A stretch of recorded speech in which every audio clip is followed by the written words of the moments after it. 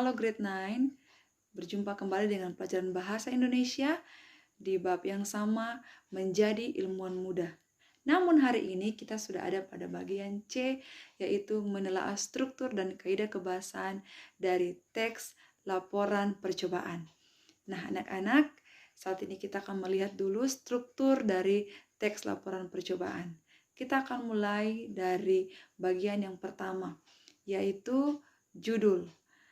Biasanya dalam sebuah teks apapun bentuknya, misalnya teks laporan percobaan kah, atau teks deskripsi kah, atau juga bisa menjadi teks berita kah, dalam semua bentuk-bentuk teks ini selalu harus ada yang namanya judul.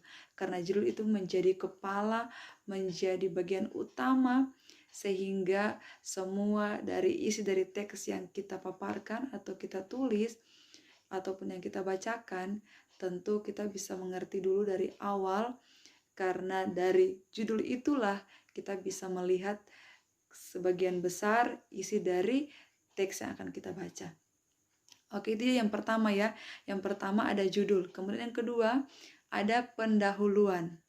Nah, di dalam pendahuluan ini anak-anak penting sekali karena dalam pendahuluan ini akan dijelaskan alasan, tujuan, betapa pentingnya sebuah percobaan, semua ditulis pada bagian pendahuluan. Nah, dalam bagian pendahuluan ini ada 3 bagian yang penting. Yang pertama latar belakang. Nah, latar belakang ini dibuat untuk bagaimana pembaca bisa mengerti bahwa pentingnya sebuah percobaan ketika dilakukan berarti ada sesuatu yang mendorong sehingga percobaan itu dibuat atau dilakukan. Sehingga percobaan ini terasa begitu penting.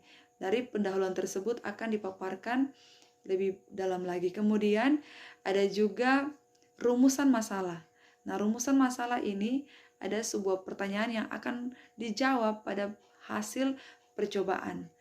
Nah, di sini rumusan masalah misalnya memang akan memberikan contoh, yaitu berdasarkan uraian tersebut, rumusan masalah dalam laporan ini adalah bagaimana menguji kandungan, ini kalau sesuai dengan contoh teks yang sudah pernah kita bahas ya.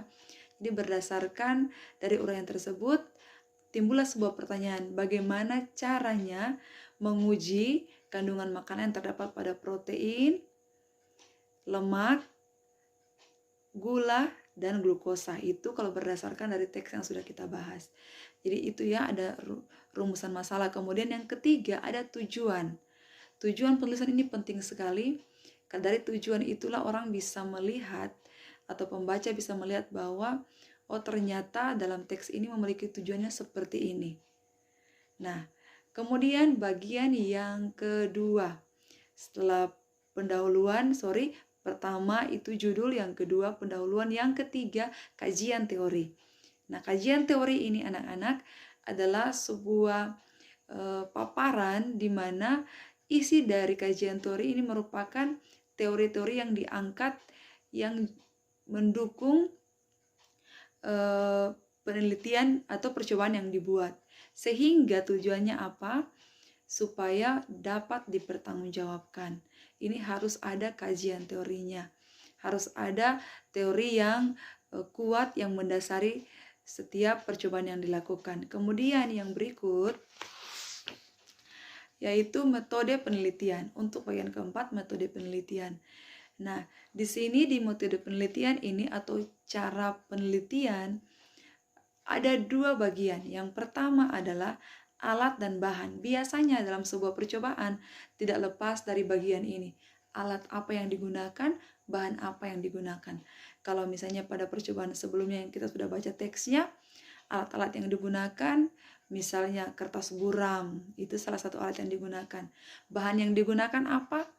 Misalnya mentega, salah satu bahannya alpukat. Itu adalah alat dan bahan yang digunakan dalam sebuah teks percobaan. Ini tergantung dari percobaan yang akan kalian buat. Kemudian yang berikut, itu yang pertama ya, alat dan bahan. Yang kedua, prosedur kerja atau cara langkah pembuatan, seperti itu.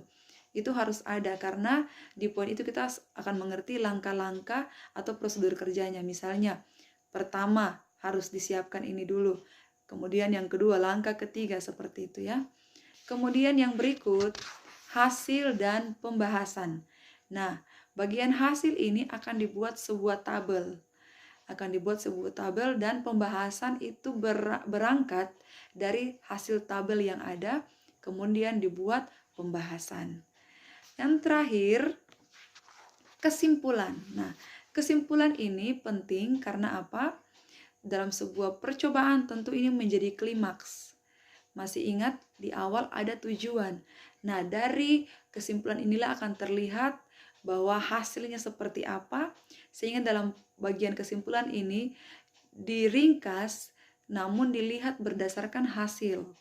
Berdasarkan dari pembahasan, kemudian dibuatlah sebuah kesimpulan. Nah, bagian yang paling terakhir ini informasi tambahan yang penting juga dalam sebuah teks laporan percobaan yang juga termasuk dalam struktur dari teks percobaan, itu adalah daftar pustaka. Nah, daftar pustaka ini penting anak-anak karena sebuah percobaan yang kita buat tentu ada landasan teorinya. Teorinya kita dapat dari mana?